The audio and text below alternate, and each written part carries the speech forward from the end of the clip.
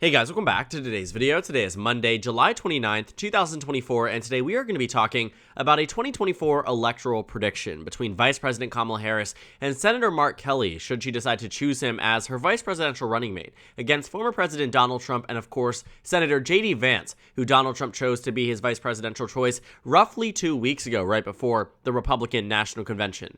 Now, this decision from Vice President Harris would be one that would mark a change in direction for this election. For the entire year, this leading up to the election under President Biden, when the top of the ticket was led by him, the entire focus was on the Rust Belt region, that the pathway to victory would lie between 7 battleground states, but primarily through Wisconsin, Michigan, and Pennsylvania. 3 states that Democrats have been hoping they would be able to win by pretty significant margins this coming November. And while that may be, obviously, the same directive that the Kamala Harris for President campaign has, they still want to win these battleground states. Don't let that get lost. Don't allow that to get lost in the duration of this video. There will still be that level of consideration, but a strategy in which it includes someone like Senator Mark Kelly, hailing from a border state, from a Sunbelt state, from a battleground state on the western side of the United States. This strategy would likely be a little bit more different and altered towards, again, that Sunbelt region of the United States, where Democrats have prime opportunities in the 2024 presidential election. Now, at baseline, many states really aren't going to change relative to my last prediction or a prediction with another vice presidential contender, largely because many states just simply don't change back and forth between Democrats and Republicans in the way that historically they might have. For instance, states like California and Washington and Oregon are always going to be Democratic states, and that isn't going to change no matter who is at the top of the ticket. Same thing goes for Republicans winning some other states that they typically are able to do quite well in. And so what I'm going to be focusing on are really just the battleground states, the states that could make or break an election that Democrats and Republicans are going to be spending tens of millions of dollars, hundreds of millions of dollars, rather, to win these races. And so pretty much what I'm focused on are those races and the, very few competitive ones in between.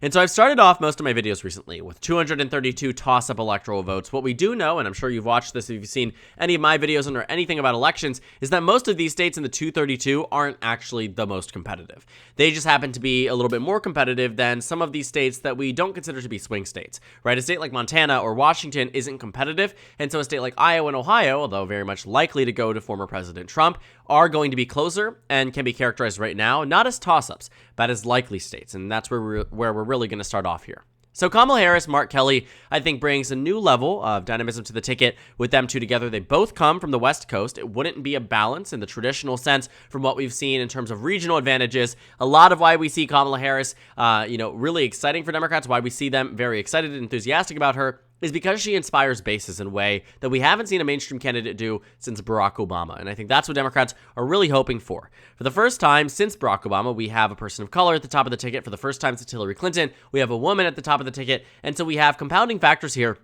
that in some cases benefit, but also can serve as a detriment to Kamala Harris. And so we're sort of in a position where figuring out where Democrats, Republicans, Independents are most inspired, point being, though, Kamala Harris seems to be a far better candidate than President Biden was based on polling data, based on fundraising data, based on enthusiasm numbers. And so right now with Mark Kelly on the ticket, based on the, percentage of approval as the most liked VP contender in the short list of 6-7 names, as the most popular senator that is being considered, rivaling the numbers that we see for some of these gubernatorial candidates that could be vice president, Mark Kelly is in a pretty strong position. He also has a unique perspective. He is the wife of Gabby Giffords, somebody who had survived gun violence. When we talk a lot about these issues that are directly impacting younger generations, think about lockdown drills. Think about a Gen Z electorate that would want to vote for someone who has direct experience in understanding the true impacts of gun violence, the true impacts of, the Second Amendment on the United States. Another perspective to look at is that he's a veteran and an astronaut, someone that has served this nation in more ways than just political, and something that voters can very well resonate and get behind. A lot of patriotism is how you win elections, and Mark Kelly can, of course, exude that and bring that into an election like this one. In addition to that, Mark Kelly just comes into this with the perspective of being the Arizona senator. He's not someone who comes from a state like Rhode Island or Maryland that is often regarded as more of a mid-Atlantic or New England or regional benefit for Democrats, because that's where Democrats typically come from. He comes from a swing state. He knows how to win a swing state. He did so in 2020 and then again in 2022. Outran Biden in 2020, outran Democrats again in 2022 that were running statewide in Arizona. He clearly knows how to do well in his state. And so with all that in mind, let's go ahead and continue on to some of the likely states that are going to vote for Republicans and Democrats so we can start to get back to a point where we're really talking about the nitty-gritty battleground states. But I hope you understand a little bit more about Mark Kelly and his story and why he could very well be a very, very strong Democratic contender. And if I'm being completely honest with you about who I would choose if I was Vice President Harris, I'd really narrow it down: Governor Josh Shapiro, Governor Tim Walz, and Senator Mark Kelly, because I think those are three of the best options thus far. And it's really interesting to see because Mark Kelly, just a year ago, wasn't even really in consideration for a Pres or VP position any point in the future. And now, because everything has changed, he's right up there as a top prospective nominee. So let's go ahead and talk about Iowa and Ohio, two states that I don't really see Mark Kelly or Kamala Harris cracking down on Donald Trump's advantage that he built in 2016, 2018, 2020, and 2022. Donald Trump and his policies are quite popular in these states. Even when he's in office, you find that in 2018, Democrats won the Senate race here, but lost the governorship. In Iowa, they lost the governorship. And of course, what we're finding here is that in 2020, in the re-election bid, Trump won roughly even in Ohio, won it by 8.1. In 2016, I think won it by 8.0. In 2020, Iowa went from 9.4 down to roughly an 8-point margin, but still a strong victory for the former president. I don't see much changing there. J.D. Vance comes from Ohio. I don't think that'll really help him that much, but he does sort of solidify it and lock it down. Iowa, too, not really seeing much of a regional or on the basis of policy positions, a benefit for Mark Kelly or Kamala Harris on the ticket. And one thing that I do think Democrats are going to realize is going to be a point of concern with Mark Kelly at the top of the ticket, or not the top of the ticket, at the bottom of the ticket as the VP nominee, is the fact that he is perceived in some circles as anti-labor.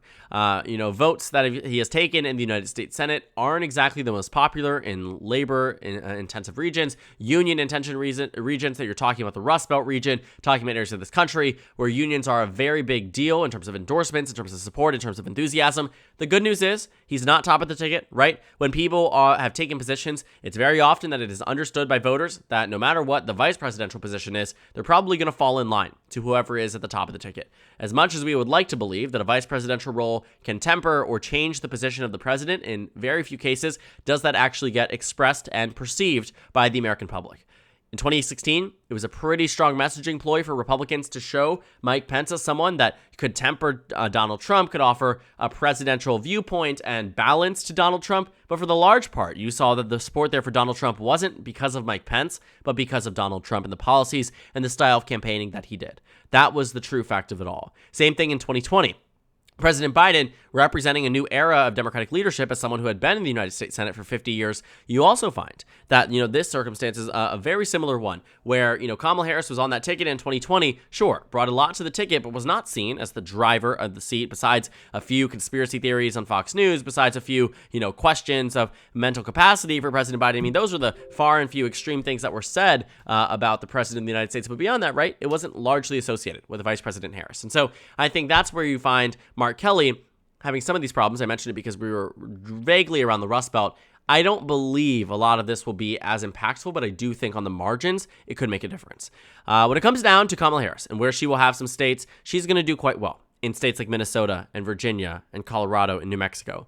I think that based on the fact that Mark Kelly has shown a very strong strength in the Sun Belt region, also coming from a border state, coming from an experience that could likely temper many Latino voters, Hispanic voters in the region, I'd go so far as to say Colorado becomes a safe state. And I know that might be surprising, but keep in mind back in 2020, Joe Biden won the state by 13.5. I could reasonably see how Mark Kelly and Kamala Harris bring this over the finish line by 15, 16 points. Making marginal advantage improvements in a state that, sure, at large doesn't matter as much, but it's 10 electoral votes, shores up a battleground state. I do think Kamala Harris and Mark Kelly would be on track for a very strong victory in the state of Colorado, but not enough to say New Mexico becomes this state that is safe blue yet. It was 10 points in 2020, probably be somewhere around 12 to 13 points. Now, moving over to the state of New Hampshire and Maine, really not seeing much there in terms of movement away from Democrats. I think Kamala Harris has locked down that Democratic base in the suburbs amongst white voters. I think she's really going to do quite well in those states. We haven't seen much of an indication that since Joe Biden departed, that Kamala Harris has been the candidate who has lost support. She's running nearly even in every poll, in fact, outperforming Joe Biden in some of these battleground polls. And so I would genuinely bet that these states are running roughly even, if not better, for Kamala Harris compared to where they were back in 2020. But that doesn't mean she brings that in everywhere. Nebraska second, though, I'd say that Mark Kelly, Kamala Harris together, Kamala Harris at the top of the ticket, does quite well. Second district isn't really going to go to Republicans. I wouldn't expect it if I was a Republican either.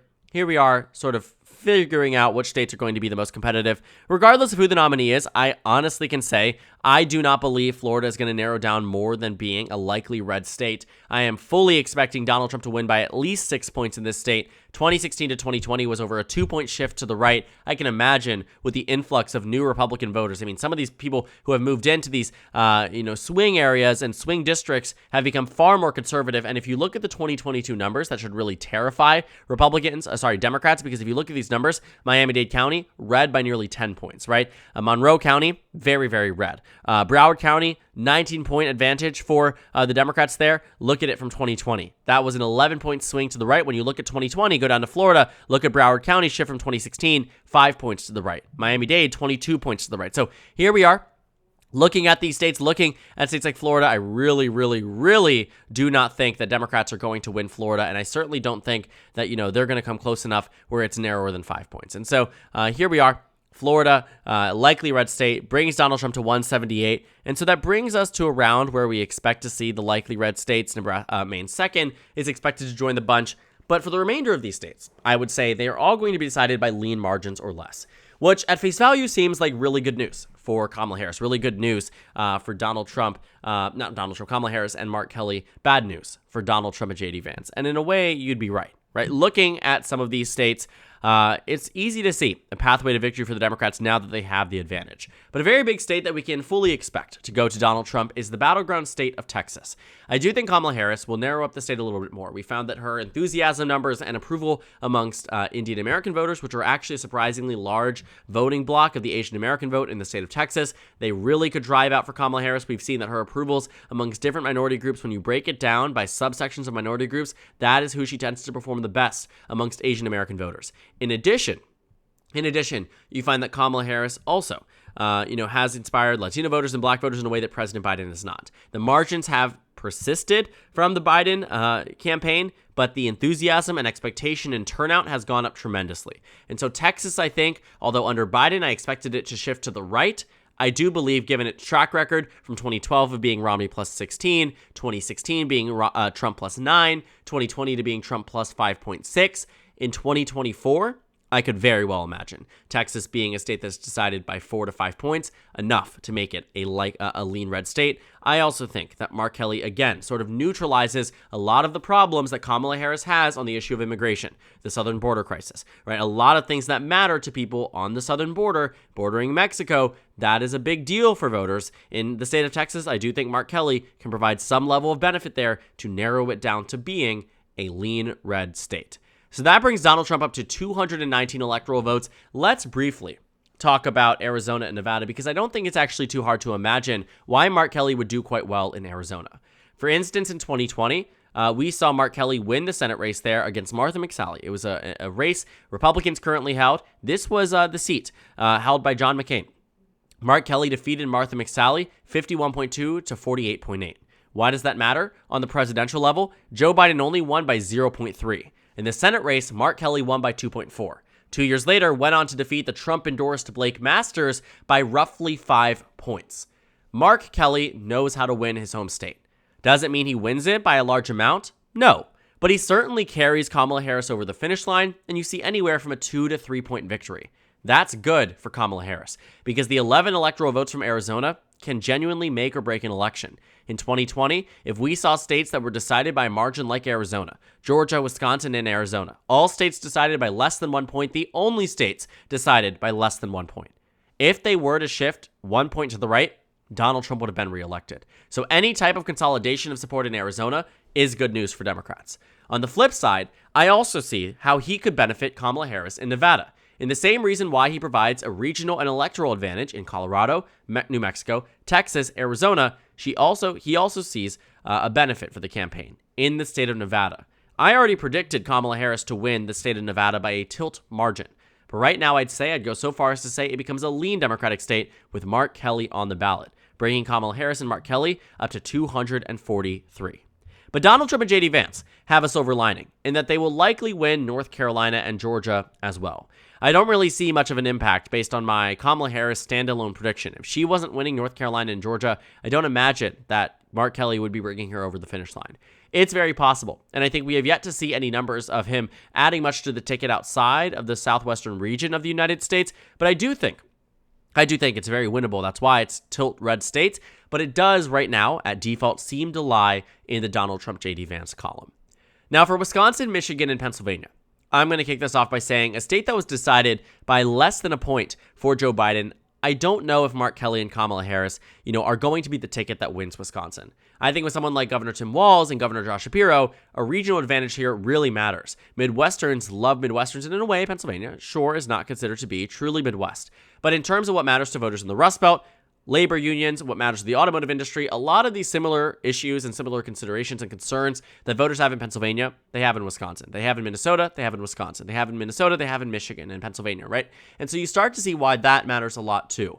I also think Mark Kelly, for as much as I don't think the VP nominee can really end a campaign, I do think Mark Kelly's stances on unions and labor may not be as beneficial for Democrats really at all, right? I mean, it sort of serves as an opposite viewpoint from what we've seen from national Democrats and arguably from what we've seen from President Joe Biden. And I think that could do some damage, especially in a state as narrow as the state of Wisconsin.